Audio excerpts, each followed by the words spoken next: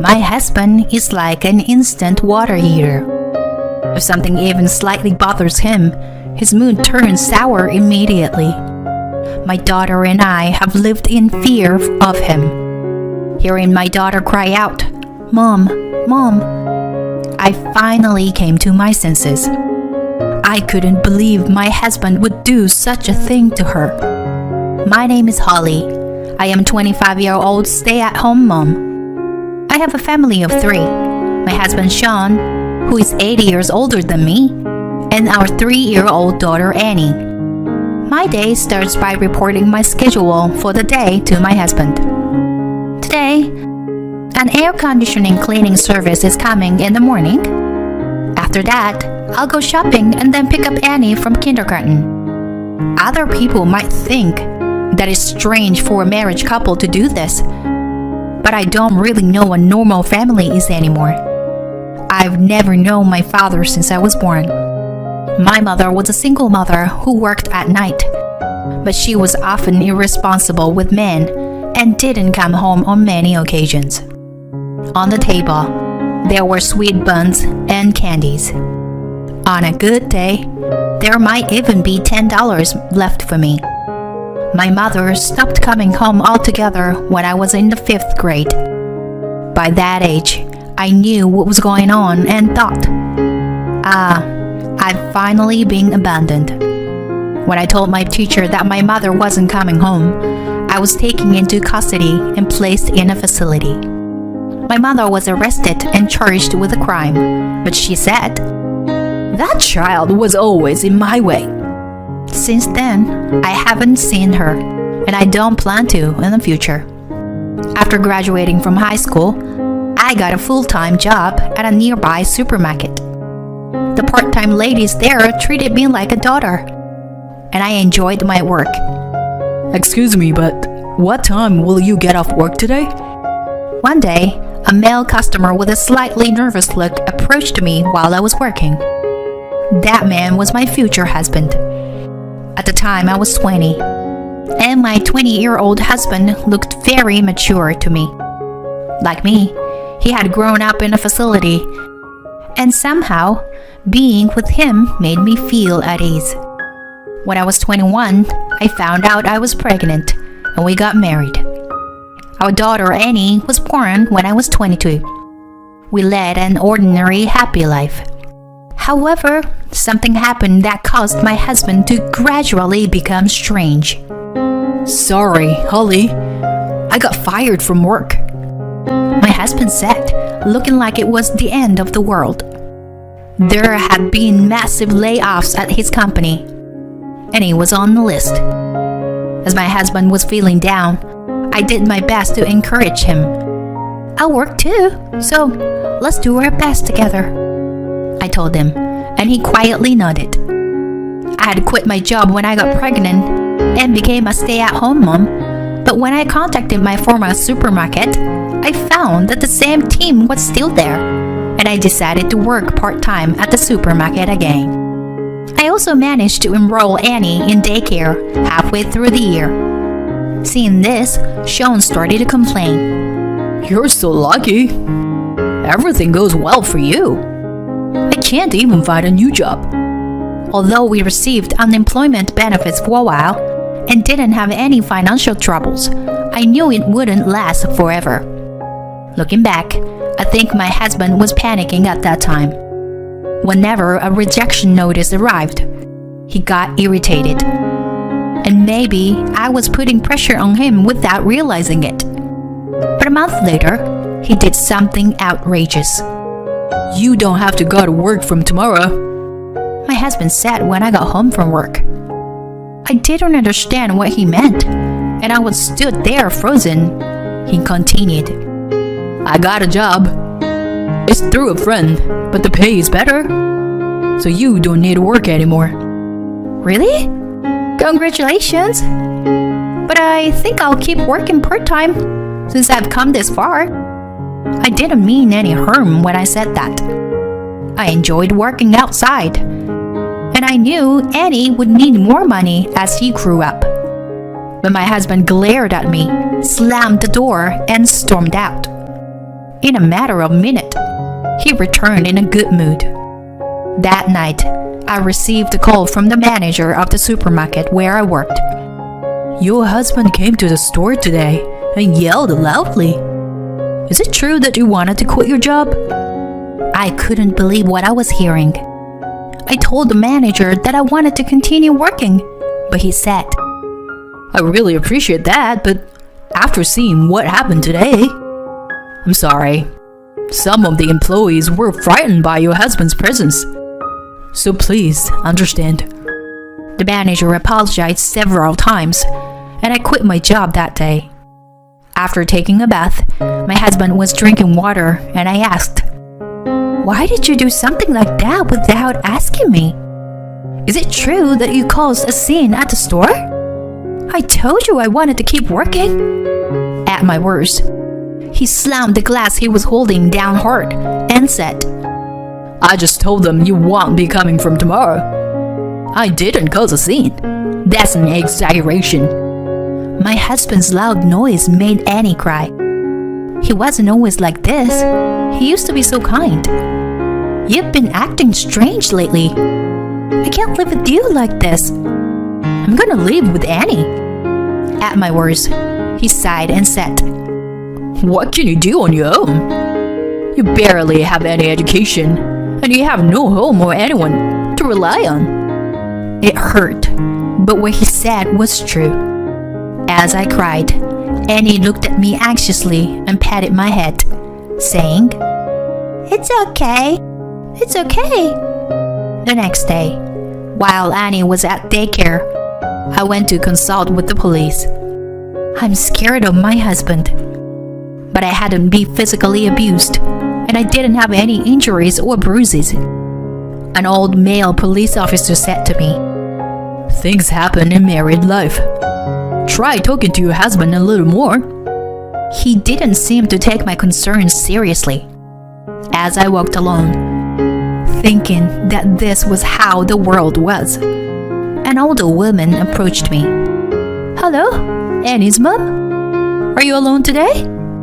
She's Sally, who lived in the house across from our apartment. She lived alone in a big house. Annie was very fond of her and called her grandma to play with her. When I apologized, she said, I'm happy to be called that, so it's fine. She was a cheerful person. My husband had a good public face, so she said he was a wonderful husband. But he said to her, That lady is a bit too friendly. It's better not to get too close. Since then, I had been letting Annie play with her when my husband was not around. Recently, my husband had been unemployed and always at home, so it had been a long time since I talked to her. My husband is at work and Annie is at daycare, so I'm alone today. She looked at my forced smile and said, Oh, is that so? Then, would you mind accompanying me for a while? She forcefully took my hand and invited me into her home. Her garden was filled with colorful flowers, like a flower field. It was so beautiful that I unconsciously shed tears. I love flowers and enjoy having tea in the garden like this. But it's lonely when I'm alone. Today is nice because you are here. What's your name? Holly. I answered and she said, What a lovely name. From that day on, I became Holly instead of Annie's mom. When I returned home, my husband was already there, and I unconsciously trembled.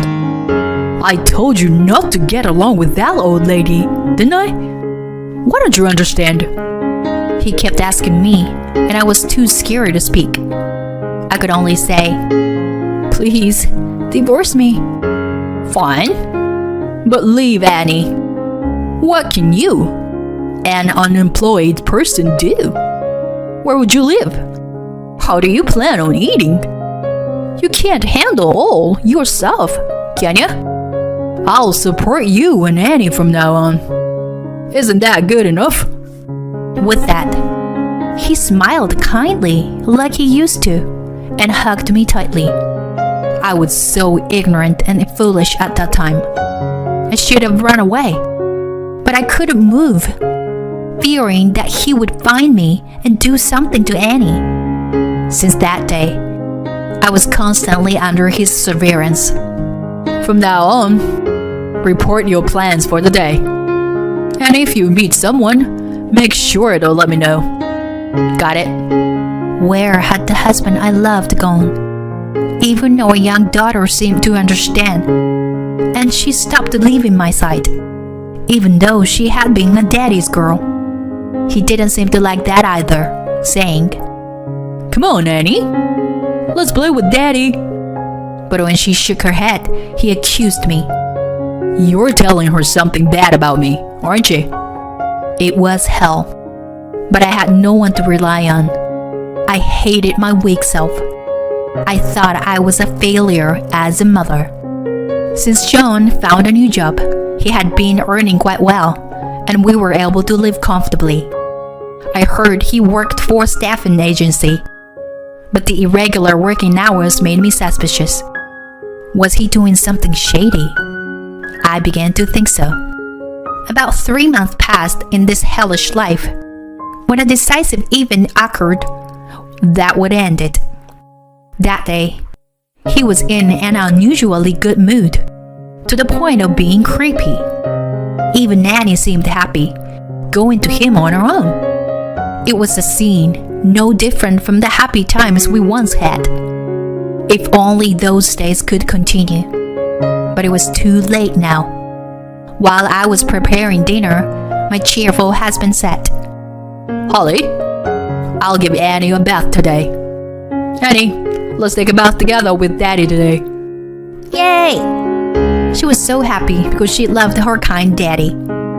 Recently, he had been saying it was a hassle to give her a bath, and I have been giving her a bath most of the time. But I gratefully accepted his offer. I would regret this decision for the rest of my life. It was about 5 minutes after the two headed to the bathroom when I heard Annie's screams, which were far from normal. I quickly stopped what I was doing and ran to the bathroom. "Annie?" There was no sign of the two in the bathroom. Panicking, I rushed outside. There, in a parking lot, stood my husband, Annie, and an unfamiliar man. Upon seeing me, Annie clung to me crying. She must have been terrified. She was shaking. "What's going on?" I glared at my husband, who looked a bit uncomfortable. The man standing next to him then said, "Nice to meet you. I'm Kevin, Sean's friend. Your husband is currently working at my company." I felt nauseous at the man's creepy, smirking smile. "Is that so? And what do you want with my precious daughter?" My hands were trembling as I hugged my frightened daughter. In response, she hugged me tightly. Then, my husband said something unthinkable. "Listen, all we want is for Annie to be a conversation partner for some rich old men and women for a while. I told you I was working in a staffing agency, right? It's just that. And it pays a couple $100. It's a pretty good deal, right? You're always chatting with the bored-looking lady across the street. It's the same thing." He said he had taken her outside, intending to tell me afterwards, thinking I would object. What? What did he just say? What does he think of her daughter? A conversation partner? No way! I finally woke up to the reality. I marched up to my husband and slapped him. "You've got to be kidding! How could you do such a thing to your own daughter? Are you out of your mind? Disgusting! Don't touch Annie! Stay away from us!" My crying and screaming caused my husband and his friends to look panicked and tell me to be quiet. Kevin, my husband's friend, said, "Is your wife crazy or something? I'm going home." That's when it happened. "Excuse us. May we have a moment of your time?" 2 police officers were standing there. Seeing the officers, my husband and Kevin's faces turned pale in an instant. We received multiple reports of arguing voices. Tell us what happened. When I realized Annie wasn't in the bathroom, I thought it wasn't an ordinary situation, and I called the police while running down the stairs of the apartment. The 2 men started to resist, shouting, We didn't do anything.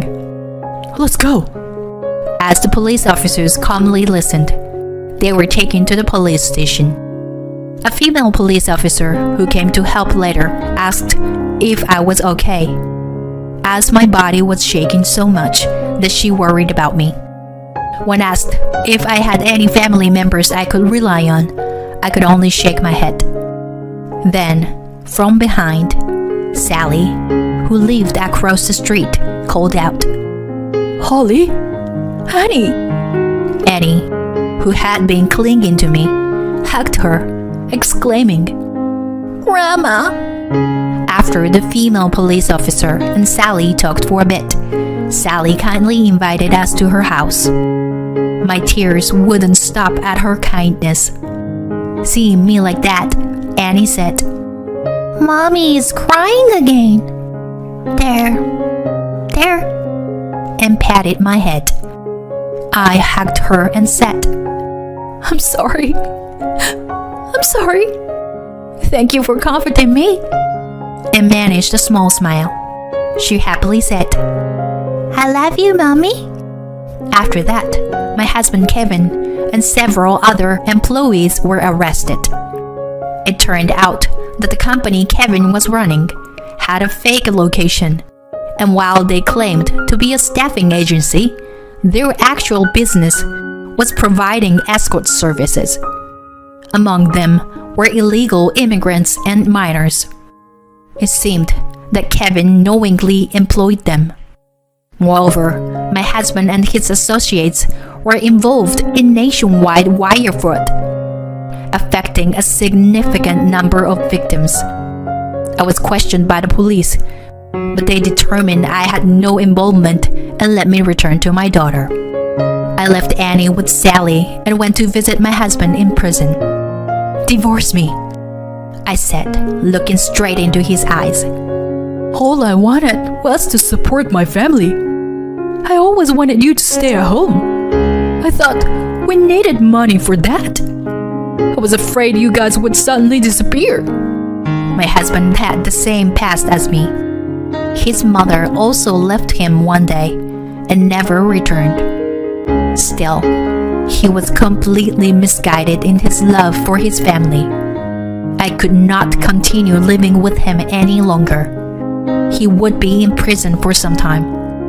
After crying in front of me for a while, he said, Please take care of Annie, and agreed to the divorce.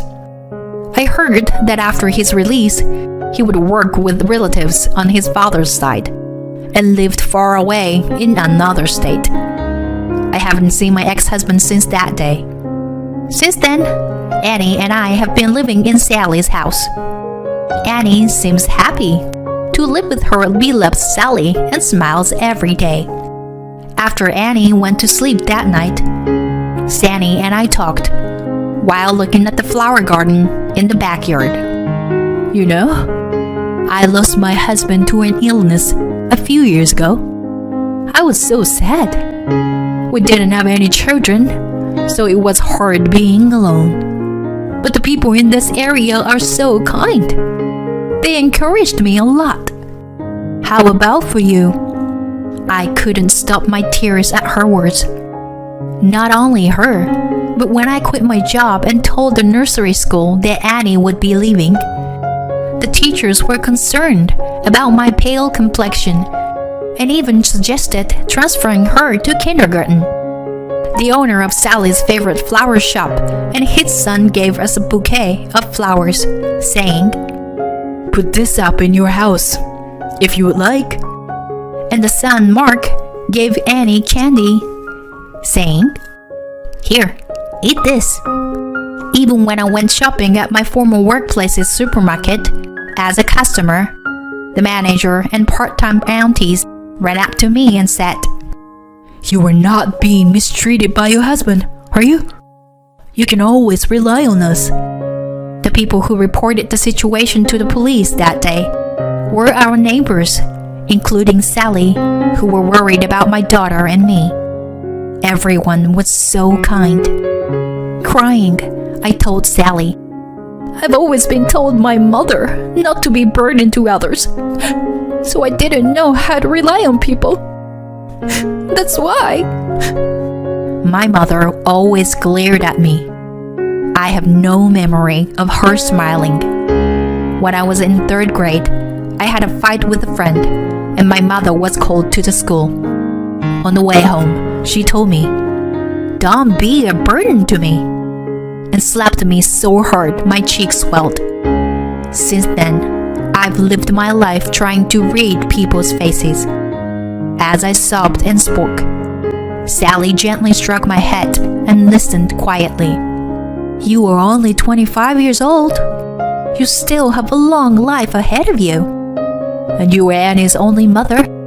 She has no one else to rely on. It's okay to ask for help when times are tough. People can't live alone. With tears in my eyes, I replied, Yes, thank you. After that, I started working at Sally's favorite flower shop. The owner had lost his wife early and raised his son Mark on his own. Mark and I were the same age.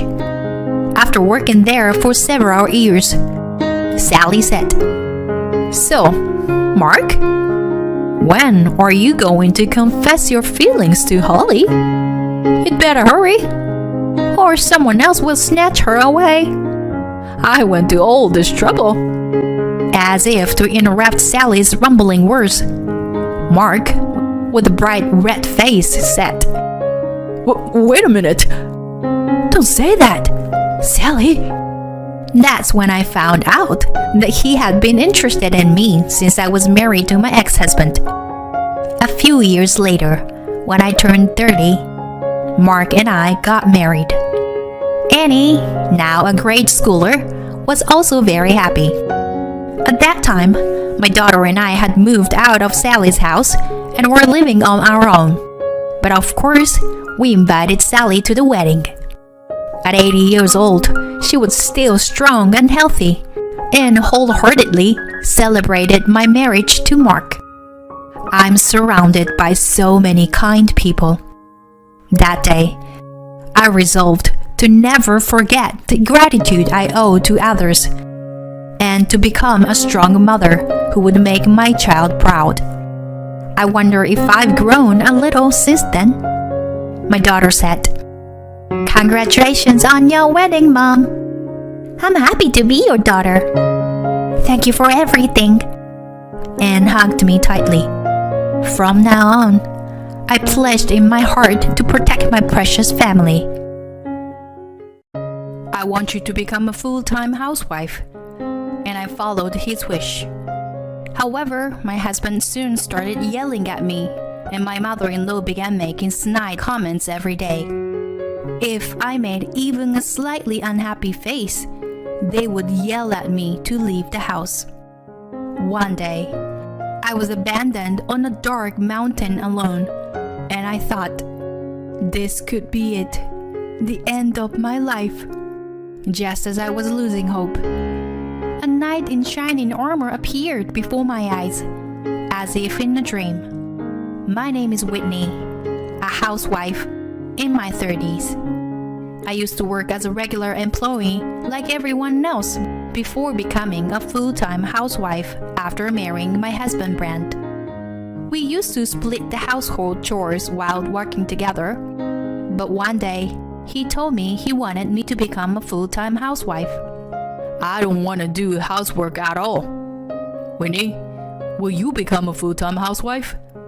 I will earn enough for both of us. With those words from my husband, I resigned from my job. My husband had no experience living alone, and it took him time to learn how to do laundry, cleaning, and cooking. I thought it was okay for him to take time to adjust, since no one is perfect from the start. However, my husband seemed to have no intention of doing any housework at all. I was anxious about quitting my job, but I thought we could eventually have children, so I decided to focus on housework as my husband wished. At first, my husband was grateful to me, and I was happy to do housework for him. However, lately, I've just been sitting in a chair taking breaks, and my husband has been getting angry at me. Hey, why don't you do some housework? Haven't you finished washing the dishes yet? And the room is still messy. And so he began to nitpick and complain about everything. Being a housewife must be easy. You probably just laze around and take naps during the day, right? His constant complaints began to wear on me, and I became fed up. Then I will quit being a housewife and get a job. Let's go back to sharing the household chores like we used to do. Even though I suggested that, my husband only responded with harsh words. Didn't I tell you that I will never do housework? Who do you think you are? Who do you think supports our living expenses? Working at a company is certainly difficult, but being a housewife is not easy either. He promised me that he would earn enough for both of us, but our income has remained stagnant for the past 5 years. I wasn't even given any money to manage because my husband believed that nothing good would come from giving money to a housewife. Every day, I was criticized and berated as a useless person and was forced to obey him. Over the years, my way of thinking became distorted. My husband is just trying to help me by pointing out my flaws. It's all my fault that I can't do the housework perfectly. Looking back now, I think I was completely brainwashed. But at that time, since I had little interaction with the outside world, and my husband was everything to me in our small household, I didn't realize what was happening. Then one day, my husband came home from work and made a sudden announcement. We're moving next month, so start preparing. My husband bought a new house without even consulting me. Wait, you bought a house without telling me? What? I don't need to consult you about it. You're just living under my roof, my husband continued, and dropped another bombshell. My mother will also be living with us in the new house. This made me feel even more confused and shaken. I dislike my mother-in-law and only saw her a few times a year since she lived far away. However, during those short visits, she would bully me and say hurtful things about my personality. Wait! You said we weren't going to live with her. I protested, but my husband didn't care at all. The situation has changed, so just do as I say. Don't order me around and shut up. I didn't become a housewife because I wanted to. I did it because you asked me to. I wanted to retort like that, but when my husband shouted, my body froze and I couldn't say anything. Without being convinced, we moved to our new home. My mother-in-law had already arrived before us. As soon as she saw me, my mother-in-law started making obvious sarcastic comments to me. Oh, hi, Whitney. You're still as gloomy as ever. My husband didn't reprimand his mother, but instead said to me, Mom and I are going out to eat, so stay here and unpack our stuff. And don't use the heating until we come back. As instructed, I unpacked desperately while shivering in the cold. Life from then on was hell. My mother-in-law made me do household chores by giving me various instructions and then making me do them all over again every time. And when my husband came home, she would report to him with a pack of lies about how I neglected the household chores and how hard she was working. Heather made me do all the housework again today. And not only that, she criticized my cooking and yelled at me. It was really scary. My mother-in-law's eyes filled with tears and she appealed to my husband. My husband believed everything his mother said and started verbally attacking me. How could you do this to my mother? No, I never said anything like that. Everything she just said was what your mother did to me. I couldn't stay quiet, so I desperately tried to argue back, but my body was trembling. My husband patted his mother's back and glared at me. Shut up! You made my mom cry like this. Who do you think has been supporting you all this time, huh? Then my husband yelled at me and grabbed my arm, dragging me out of the house. He ordered me to get into the car and forced me into the passenger seat. In the back seat, my mother-in-law was inexplicably beaming with joy. As my husband drove away from the town, we left the city behind us. Where are we going? I asked, but my husband ignoring me the whole time. We must have driven for at least 2 hours. When I realized, the car suddenly stopped in the middle of a dark mountain. Get out. Huh? I asked, not understanding my husband's words. I'm telling you to get out. Why are you doing this? In a place like this? Shut up. If you can't obey me and my mother, then get out. Don't you ever come back. Are you leaving me stranded here? No. I desperately held onto my seatbelt, but my husband forcefully threw me out of the car. Wait! Don't leave me here! Please! Please! My husband and mother-in-law watched me scream in desperation, with grins on their faces from inside the car. Then they drove away and left me stranded on a pitch-black mountain road with no street lights.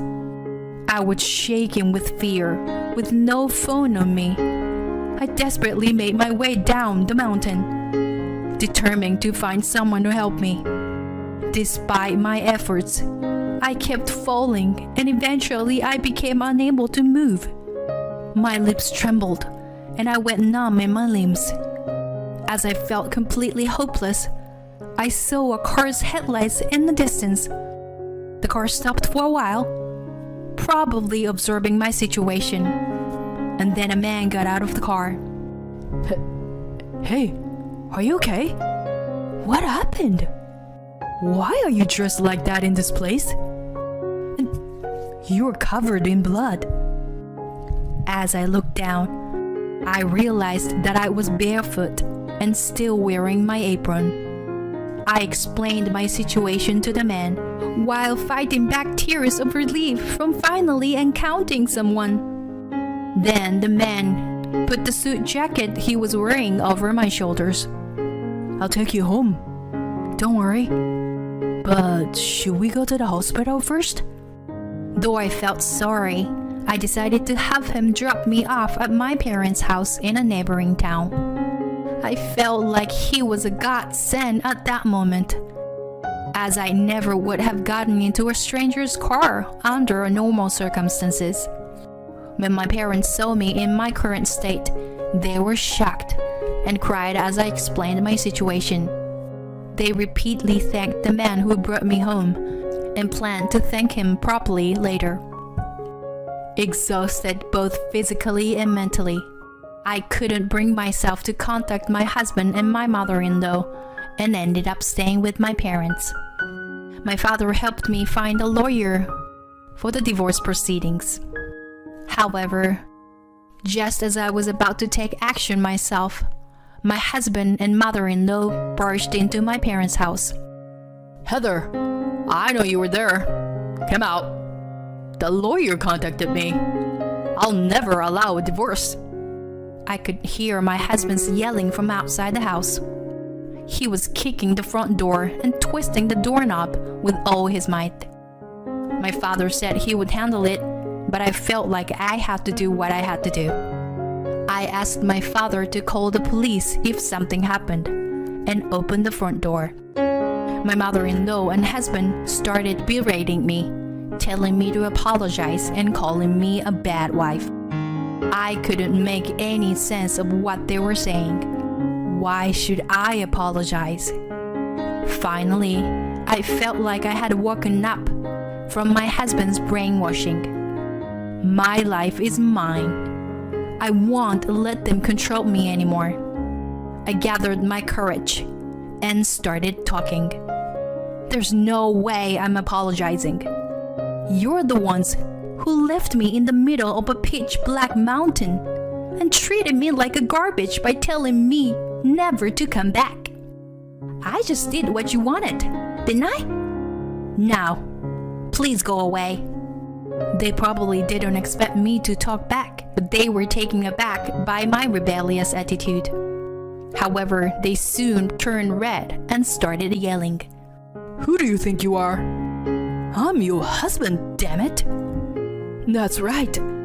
You were just someone being supported by my son. You were nothing. It's no use trying to reason with these two people who were making a fuss. Then, someone tapped me on the shoulder from behind. It's quite noisy here, isn't it? When I turned around, Robert was there. Yes, he was the man who helped me that day, even though we were complete strangers. Today, we were having a meal with him as a way of thanking him for his kindness. Suddenly, he popped his head out of the front door and said, Keep it down. You don't want to disturb the neighbors? Then, upon saying that, Robert looked at my husband and said, Isn't that you, Brent? I was surprised to hear him say my husband's name, but my husband was even more taken aback. What are you doing here? Why are you... My husband pointed at Robert and stuttered. You're the company president. My mother-in-law looked at him with an incredulous expression. I see. I've always wondered what kind of person would leave his wife in the middle of the mountain like that. I never would have guessed it was you, Brent. Robert looked at my husband with a difficult expression. My husband was speechless, and Robert continued. This is not something that can be dismissed as a joke. My husband and mother-in-law fell silent at the sharpness of his tone. With one wrong move, it could have been a matter of life and death. Robert continued with a harsh voice. What were you thinking? Leaving your wife stranded in the middle of such a dark mountain? That was just a joke. Or rather, a lesson, or... My husband was sweating profusely on his forehead and stammering excuses. Upon seeing this, Robert let out a big sigh. Silence! Enough! You need to take responsibility for your actions. Brent, your work attitude and performance also has been a problem for quite some time now. I can't have someone like you at my company. I'm sorry. I never should have done something like that, so... No, you're fired. You don't have to come to the office anymore. Upon this sudden announcement, my husband trembled with a pale face. Are you kidding me? And what's up with the president being here in the first place? You guys are cheating on me, aren't you? That's right.